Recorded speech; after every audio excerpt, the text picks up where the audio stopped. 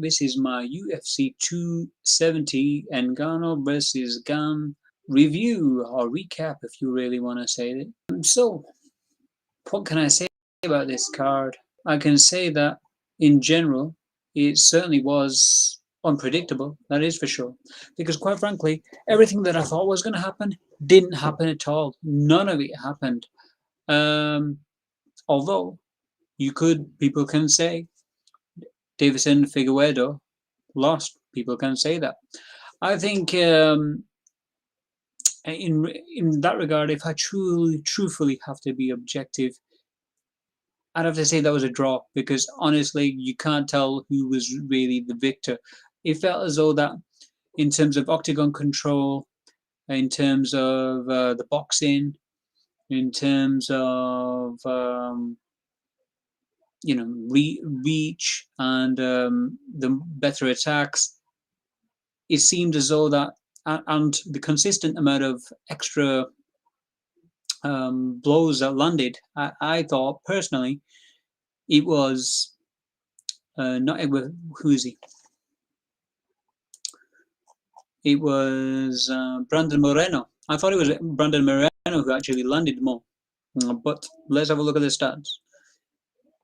Oh yeah, he did actually. Total strikes 106. This is the thing. I thought in a way. I mean, personally, I think no. I'd have to give it a draw. The reason I'd say it was a draw, in my opinion, simply was because he landed more of a telling blows. What's his name? Davison Figueiredo. He definitely did because I think it was end of second round. He landed a straight right, and which knocked him down. In the last round, he knocked him down with a straight right. There were times where he was rocked as well, but he didn't really get knocked down to the ground like what's his name, Brandon Moreno did. But the more telling blows, more efficient blows were from Brandon Moreno. If you look like I stated, 106 blows landed for Moreno, and 95 were to Figueiredo. But it wasn't that; it was the strength of the blows that I'd have to give to Figueiredo. So for that reason, I'd have to give it. I'd have to give it. He did 50. He only had one takedown. I'm sure he down more than once. I thought, but I could be wrong. That fight was just so back and forth. It was really hard to score. It really was hard to score. Stats do not give it justice, really. I mean, if you look at the stats simply, I would say Brandon Moreno won. And at the end of a fight, the last 10 seconds, the telling blows were landed by Brandon Moreno. You could clearly see that. Like he was just like winging it completely and was missing completely. Figueredo did, and he's throwing it. He was loading up and missing all the shots. Where it came to Moreno, he was like, ooh, in the pocket, going through and landing the more telling blows. But in terms of significant strikes landed, he's saying that 105. So personally, at the end of the fight, who did I think if it was going to get someone who was going to get the actual victory? I did think Moreno was going to get it, but the fact that Davison Figueiredo got it, I'm not going to complain in regards to that because he did deserve a lot. The leg kicks were I think that maybe they were the main factor that actually did the actual damage, although it wasn't the main damage as such because by the end of the fifth round he was still walking on his feet. So what can I say about this? Do we need a rematch? Well, he had more headshots, yeah, and he got majority of the body more. Davison Figueiredo. So yeah, for me, I think a rematch. We need to see another one, and this one for the fourth fight. What they should do is, if they go 5 rounds, they need to make one. This is a great idea that I have. This is what they should do. The UFC in the Ultimate Fighter at the end of remember 2 rounds. What used to happen? If it was a tie, they'd go and make a final round, a third round, and instead of getting it a tie. And I think the same thing should happen here. If you go full 5 rounds, let's say go sudden death on the 6th round, and the sixth round should be the deciding factor. I definitely think that. So yeah, I think that should be happening for the next fight. If they decide to have a break, I won't be opposed to it either. I really won't. Did I think Moreno lost? Really, I don't really. He did like I stated. It was a draw. From my opinion, it was a draw. So he would have kept the title. So there you go. However, where I got completely wrong was Cyril Gane. Now Cyril Gane versus Francis Ngannou. This was a weird one for me, because I halfway through the fight I was thinking maybe he's becoming a bit like Chael Sonnen, where he's doing everything but then he stops believing in himself. That's what I thought to myself. But towards the end of the fight, I realized it wasn't a case of that, because he really did try for the, especially for the heel hook that he was doing. I felt as though the heel hook that he was doing, I thought to myself, maybe, and then he landed, Ngannou landed on top of him, and he was on the bottom. Cyril Gane, I thought, wait a minute, did he just allow him to be in this position? And for me, it was more. For me, it was. I mean, Daniel Cormier said it, that it was a fight IQ problem. I have to say, it was that. I initially thought it was like Chael Sonnen, where he mentally broke and thought, you know what, I'm going to lose, so just get out of here, type of thing. But it wasn't. I think he did go for it. He actually legitimately went for the heel hook. He went for it initially, and then he was out of position, and Ngannou was on top of him still. And I was thinking, why isn't he pounding him from the top? I was thinking, what's going on? And then I realized that he's still going for the heel hook. And when the second time happened, I thought that was it. It's over. But with Francis Ngannou, what could you expect from that guy? He's such a savage. I mean, his knees were injured, and he still continued. In regards to it, he fought through the pain and just got top position and just rode that round out. It was the first 2 minutes were Cyril Gane's. The last three was Francis Ngannou. What annoyed me was he didn't try to wall walk himself up as soon as possible. It's easier for, looking back at it, easier said than done. First 2 rounds clearly were Cyril Gane's. I think here is the IQ problem, which I had a problem with Cyril Gane. It could be, and it could be the reason why he didn't do this particular game plan, which I'm thinking, which was the leg kicks. Why didn't he just go for the leg kicks? Or not for the leg kicks where you hit the calf kicks. What I mean is the John Jones front kick to the shin bone. You clearly saw him and Ngannou coming in the cage, right, with knee pads on. Clearly saw him. You don't want to take advantage of this. What's wrong with you, dude? You know what I mean? What's wrong with you? If I was his cornerman, I would have really, in the second round or third, I would have insisted Cyril basically did that front kick of John Jones.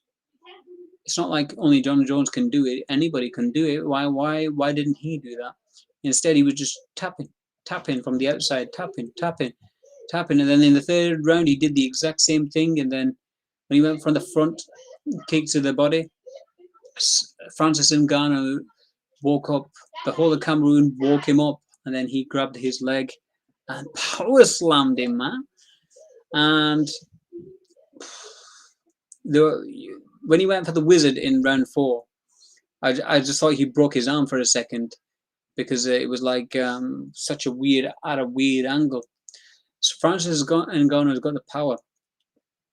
Cyril Gane, in the third round, he did start to switch off, and I think that's where he needed to kind of like, in the third round, he needed to kind of like change his game plan. And I think mentally, I think he had that syndrome of the big brother syndrome. against Francis Ngannou. I think that was a thing. I think this was a motivating factor for him in regards that he's gone these 5 rounds. He's going to give him confidence. But too little, too late. Francis Ngannou is probably going to go and box now. So you had the opportunity. You should have known that, and you should have just gone out full whack. Again, easy said than done, but that's what I would have expected from. The reason I'm so unhappy about what Cyril Gane did is because I picked him. It was like the front kick. He should have on the 3rd round. He should have implemented that at least. In the 2nd round, he should have implemented it. Definitely so. Definitely so. The 1st round I can understand because when Ngannou came in running in, trying to get cut the distance, trap him against the cage. The moment he kind of like was getting trapped towards the cage, he went and took him down. And the whole thing where Francis Ngannou looked so tired out in first and at the end of the 1st round and 2nd round, I would have thought he would have tried to pick the pace up in the 3rd or something. I mean, he did. The front kick to the body. It hit Ngannou, but it wasn't like finishing him off. So I don't understand why he continued to do that. It really didn't make any sense to me. And yeah, total strikes landed 79. So he landed more. Significant strikes landed more. Takedowns, he did get 1. It was in the 1st round. And 4. The wrestling was a thing, man. The wrestling was a thing. And the reversal, that was the whole thing that won him the fight. Francis won him the fight. And I'm surprised that the cornermen of Cyril Gane didn't expect that. Because during the week, Francis Ngannou said, you know what, I've got wrestling, I'm going to try it. And, he did say in his interviews during the fight, he said, I don't think he's as improved as I am. I've got wrestling and stuff like that. I think he even said it in the Countdown show. So look, he was impressive, Cyril Gane, but I think he did what GSP did against Matt Serra in the first fight, where he kind of like mentally gave him too much respect. I think he kind of needed to have the nasty attitude, and then that would have worked for him. The fight before that on the main card was Michel Pereira. He went to a unanimous decision, 5 rounds, even kicked Andro feet. In the 1st round was interesting because he really did strike him and beat his face up badly, and he almost looked like he was going to finish him off. The straight shots he does is so good. The only thing with Michel Pereira now, all that fancy stuff is all good, but is he actually, going to finish the guys? This is where the problem is lying now. I think he needs to somehow look at the stats of that. 112 for Michel Pereira, 48 for Andre Filo, 45 for significant strikes. He did have a bloody nose at the end, Michel. And 107 for Michel Pereira. 1 takedown for Michel Pereira. So, I mean, by the end of the 2nd round, I just felt as though he was getting boring, and then he kind of pushed it up. I think Michel Pereira's got a gas tank problem. That he really needs to work his. He really needs to work his striking in regards to knocking guys out clean cold. He can do it. I just don't understand why the straight shots didn't finish Andre Filo. I mean, he's a tough guy. I guess that's what it is. But he hasn't finished anyone lately. So all that fancy dancing, etc., it ain't going anywhere. Performance of the night, man. This was awesome. Round 1, he came out. I can't even remember. It was just such a blur. It was. He came with spinning kicks. Yeah, that's what it was. Saeed Nurmagomedov. He started doing spinning kicks to the body, spinning kicks. Then basically Whoa, whoa, whoa! 1 second. This is a weird one.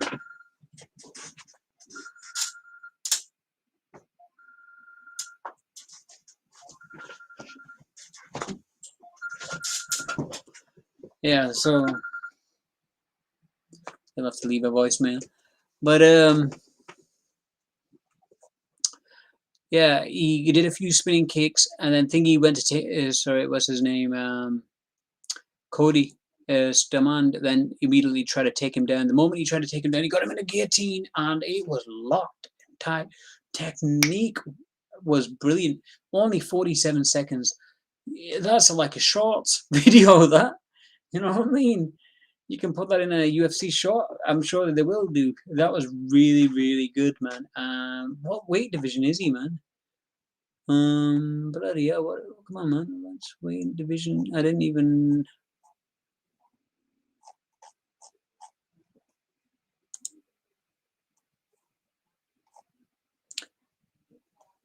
Bantamweight. Whoa, that division is stacked. That division's stacked. Okay, Michael Morales. It is Michael Morales after that. All right. Michael Morales versus Trevor Giles. First round. Trevor Giles started off strong, almost KO'd him. I think one of the things is when people are in trouble, they go towards the cage. That's what they do, and when they go towards the cage, it kind of like helps them stand up. So they get knocked out and they'll like leaning backwards. And Michael Morales, recovered. I think this is at welterweight as well. He recovered well, and then I remember during the round he actually somehow managed to hit him with some good shots, wobbled him, and then continued to pummel him, and he fell to the floor, tried to recover. It was over at that time because he was already hurt by the first shot, which knocked him down. And Michael Morales, he's out of the Spider-Man Spider-Verse, and definitely in the reality that we see now. Miles Morales, I think we now have a real superhero. He should work that gimmick. That's one of the things. That'd be really cool, like from Ecuador or something like that. I don't even know, but yeah, I don't think He's not gonna to be like anything. I mean, the fact that he almost got knocked out himself, I don't think he's gonna be anything special. Sorry, no disrespect. He probably will be. I've said that, but what I mean is the fact that he was getting knocked out um, doesn't show a very good defense really from his part. Um, did he KO Trevor Giles afterwards? Yeah. So you got to give him credit where credit is due. But I think for future, he needs to kind of work his defense much better, and he can have a long career in that regard. That was it. Were there any? I didn't really thing which stood out was Jack Della Madella, round one, TKO'd him. That was savage. KO. It was worth a watch. That forget that one. Victor Henry and Rani Balcelos. That was not anything I wanted to watch. But yeah, they were the main ones for me, in my opinion. Now, in regards to the future, in regards to Ngannou and Figueiredo and maybe even Michel Ferreira. So for me, I think Ngannou, what he deserved to be where he is, and he earned it. I mean, he had broke. He said he had his MCL, ACL torn, etc. And quite frankly, he still took the fight. Dude, that's savage, man. That's savage. He had all that torn and he still took the fight. I think what Dana White is PO'd about is the fact that he's going to have to um, pay for his recovery, getting the surgery done, and I don't know whether it was that. I mean, I know it wasn't that. I mean, the main reason why he didn't put the title around his waist at the end of the fight and didn't even turn up to the post-fight press conference is simply because he didn't want Ngannou to win. It's there. It's not a difficult thing to kind of like understand. It definitely isn't, because for him it was his last fight. If he lost this fight in Ngannou, that would have been perfect for Dana, because then Dana would have the champion, which he can promote. He wouldn't have to pay so much money. He wouldn't have to get co-promote and make him fight in boxing. Now he's got a guy who's got the chips in his favor, got all the leverage in his favor, and basically he doesn't have to take the fight. By December 2022, he can be a vacant. He can, leave his championship and fight for Tyson Fury. So I think he should. I think the fact that Dana White didn't even turn up for the press conference has said so much. The fact that he didn't put a title around his waist said so much. It's not a small thing, man. It's a huge thing that clearly just sets precedence there. That no, he doesn't want that. He doesn't want him to fight. What I just don't get. I've put in my other video. I'm saying that where I was insinuating that maybe Dana White's racist, which he isn't. I don't believe he is. But to be honest, why did he allow Conor McGregor to fight in boxing against Mayweather? Why did he allow him the co-promotion of that? Why? Why did he do that? And why isn't he allowing Ngannou to do the same? Even if Ngannou goes and fights Tyson Fury, what's going to happen? Huh? What's the worst that could happen? I personally think he's going to lose. He's not going to go past 6 rounds.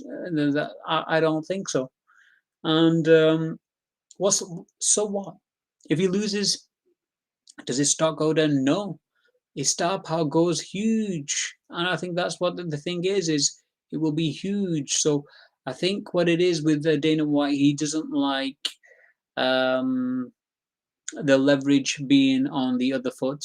He wants the control of the fighters, and he wants to run his own narrative. The problem is, on this occasion, that Ngannou followed the game plan to a T. He fought out his contract. He's allowing it to go to free agency and then going to fight in boxing. You can't hate him on that, Dana. The whole thing that you try to do, in regards to,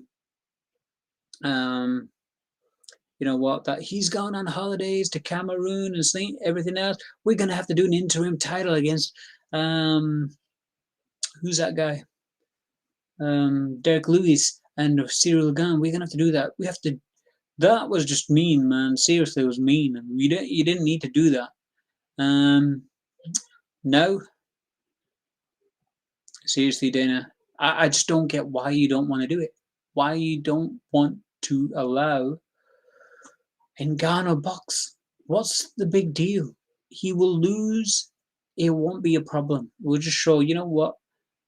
UFC guys can't box. Or even if he goes 12 rounds and loses, what's that big deal? I think he could go 12 rounds and not lose, because quite frankly, Ngannou's good at taking punishment. He took some big, big, heavy shots, man. So what's next? I think Ngannou's gonna basically fight. Wait till December and then fight Tyson Fury. I think that's the best thing for him. For Cyril Gane, I think, well, you messed it up, man. You messed it up. You could have taken it off him if he didn't go on your back. He went for the submission, the heel hook, too early.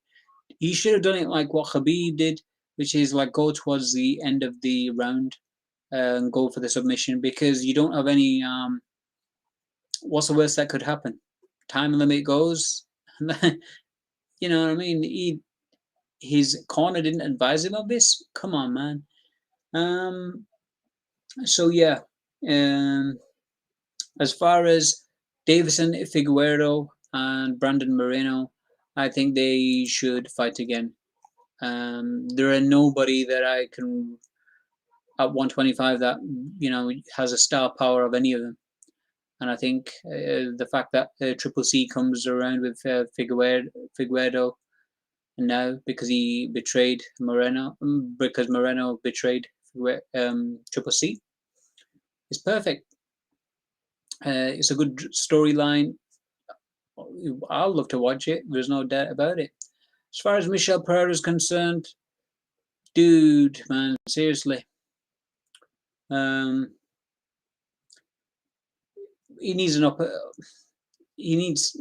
I think he should just fight. Do what Sean O'Malley is doing. Just fight guys who are low ranked and just keep fighting them, circling the cage all the time, and just work on his striking to KO guys because he hasn't got the striking technique yet. I don't know. I mean, the KO technique yet. He can do it. He's got it, the ability, but I think he needs to polish that up a bit more. Saeed Nurmagomedov, my gosh, this guy. Next fight, give him a wrestler. I think Cody Mustaman was a wrestler, but then again, because his frame's quite big for a bantamweight, and I think no. Just thinking about Saeed now, I think for him, you could give him Sean O'Malley. I don't think that will be appropriate. Maybe even Dominic. I don't want Dominic Cruz to finish his career like that. He will be Dominic Cruz. Maybe the guy who Dominic Cruz fought just recently. I'll give him Frankie Edgar. Sorry. That will be the appropriate fight for him. Miles Morales, I think he needs to fight Spider-Man Venom next, or Dr. Octopus.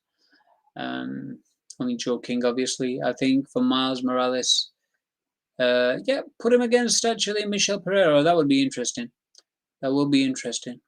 It might see where they both can be elevated or not be elevated. So it will definitely be, the level of competition will be more or less similar, but at the same time we'll see a complete winner whoever's going to win from this.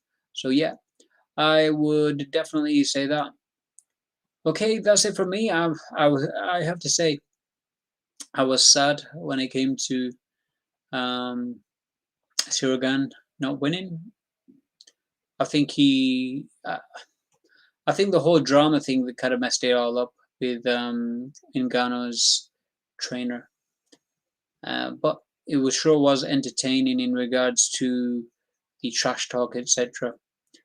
But he he went in for the submission too early. It really annoys me. I think it's going to burn him now. There's no doubt about it. Anyway, that's it from me. Please like my video. Please share my video. Please subscribe to my video. I would very, very, very, very, very, very, very, very much appreciate it. And have a great day, a great weekend. And I will be talking soon in regards to UFC 271. Adesanya versus, what's his name? The other New Zealander. But yeah. So, yeah, that's it from me. Have a great day. Peace.